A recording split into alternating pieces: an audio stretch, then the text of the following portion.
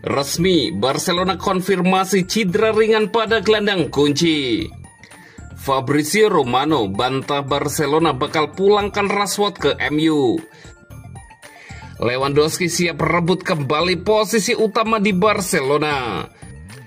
Barcelona tunggu detik-detik penentuan lokasi laga kandang melawan Valencia. Resmi, Barcelona konfirmasi cedera ringan pada gelandang kunci. Barcelona telah mengeluarkan pernyataan resmi yang mengkonfirmasi bahwa gelandang kunci Frenkie de Jong mengalami cedera otot ringan. Pemain Frenkie de Jong mengalami cedera ringan pada otot obturator eksternal kaki kanannya. Pemulihannya akan menentukan ketersediaannya. Demikian bunyi pernyataan resmi Barcelona. De Jong mengalami cedera saat beraksi untuk tim nasional Belanda minggu lalu melawan Polandia. Gelandang tersebut bermain selama 83 menit melawan tim yang diperkuat Robert Lewandowski sebelum ditarik keluar lapangan karena mengalami nyeri di kaki kanannya. Tak lama kemudian, tim nasional Belanda mengumumkan bahwa pemain berusia 28 tahun tersebut tidak masuk di skuad untuk pertandingan melawan Lituania karena cedera. Setelah kembali ke Barcelona, De Jong menjalani tes di fasilitas klub hari ini dan kini telah dipastikan bahwa cederanya ringan. Meskipun pernyataan tersebut tidak mengungkapkan berapa lama ia akan absen. Meskipun masalahnya tidak serius, gelandang tersebut diperkirakan akan absen pada pertandingan La Liga Barcelona melawan Valencia mendatang. Mengingat mepetnya pertandingan pembuka Liga Champions UEFA melawan Newcastle United juga minggu depan.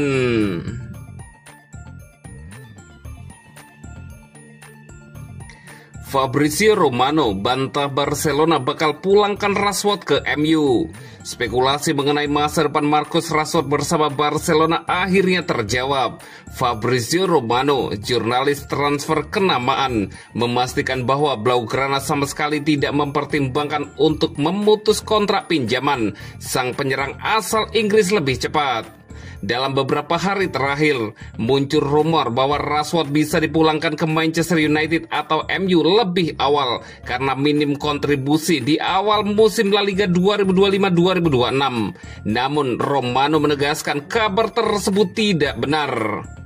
Saya tidak tahu dari mana rumor itu datang. Jujur, ini sangat memalukan karena sama sekali tidak ada kebenaran di baliknya. Barcelona sangat senang dengan Rashford, baik dengan sikapnya maupun dengan kesepakatan peminjamannya, ujar Romano melalui kanal YouTube pribadinya. Kesepakatan peminjaman Rashford dari Manchester United sendiri mencakup opsi pembelian permanen di akhir musim.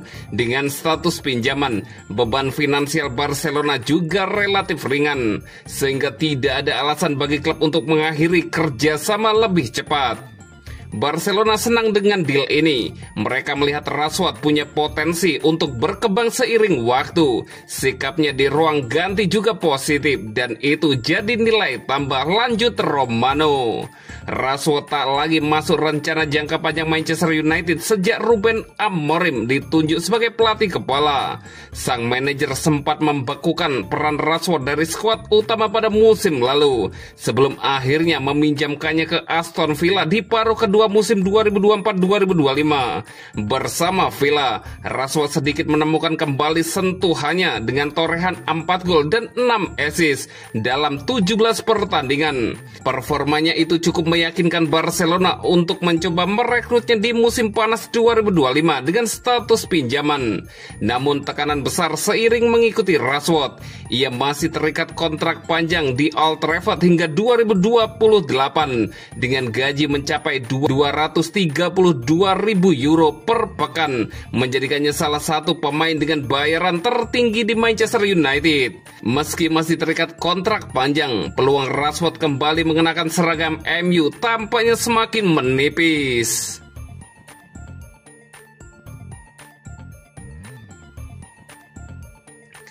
Lewandowski siap rebut kembali posisi utama di Barcelona. Robert Lewandowski akhirnya membuka musim 2025-2026 dengan catatan positif.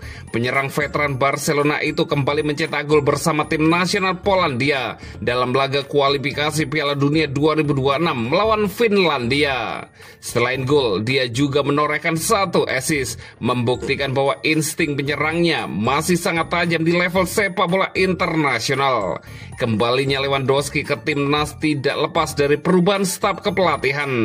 Keputusan tersebut terbukti tepat karena keberadaannya memberi dampak besar pada permainan Polandia.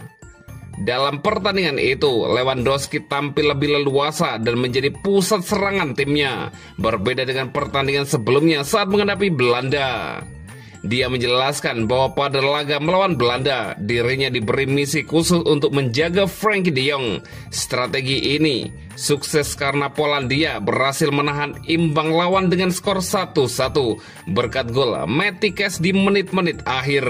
Namun menghadapi Finlandia, Lewandowski mendapatkan peran lebih ofensif yang langsung berbuah manis. Dengan kebebasan lebih dalam menyerang, Lewandowski mengaku dapat lebih menikmati jalannya pertandingan. Dia merasa keterlibatannya dalam lini depan membuat performanya lebih maksimal. Keputusan pelatih Polandia memberi ruang tambahan terbukti tepat karena sang striker mampu membuktikan dirinya dengan kontribusi nyata. Ketika ditanya apakah penampilannya bersama timnas bisa menjadi jalan kembali ke skuad utama Barcelona, Lewandowski menyatakan bahwa 2 pertandingan itu ibarat masa re-entry baginya. Dia menekankan bahwa meski menit bermainnya sedikit lebih banyak dari perkiraan, dirinya sudah mempersiapkan momen ini sejak lama. Baginya awal musim yang sesungguhnya dimulai di bulan September, dan dia merasa siap untuk kembali bersaing di level klubnya.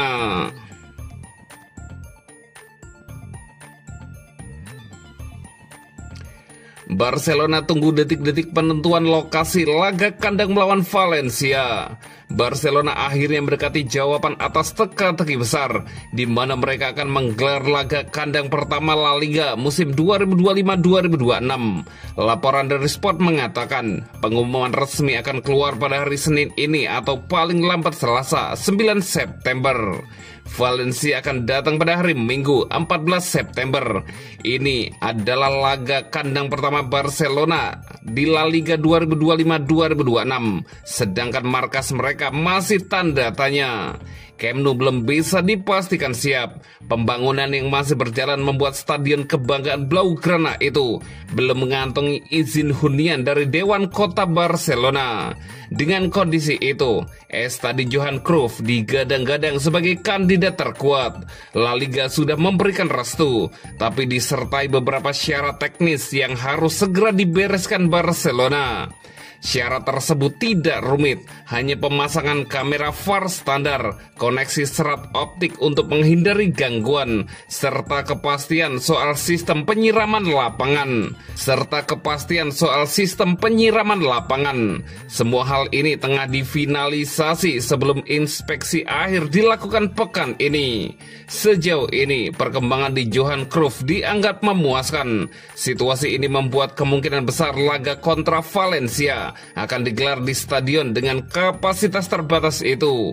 Meski ada wacana menggunakan sebagian kursi Camp Nou, peluang itu kecil. Opsi bermain dengan kapasitas 27.000 penonton dinilai hampir mustahil. Klub bahkan sudah menyiapkan skenario berbeda dari sisi keamanan hingga fasilitas media. Isu tiket juga menjadi perdebatan jika benar Johan Cruyff yang dipakai hanya tersedia 6.000 kursi. Hal itu menimbulkan kecemasan di kalangan anggota Barcelona yang khawatir tak kebagian jatah masuk stadion. Ketidakpastian juga menyelimuti rencana besar Camp Nou sendiri. Kapan bisa benar-benar kembali dibuka penuh masih misteri. Bila renovasi terus melambat, opsi kembali ke Estadi Olympique Luis Campanis untuk musim ketiga beruntun bisa jadi kenyataan.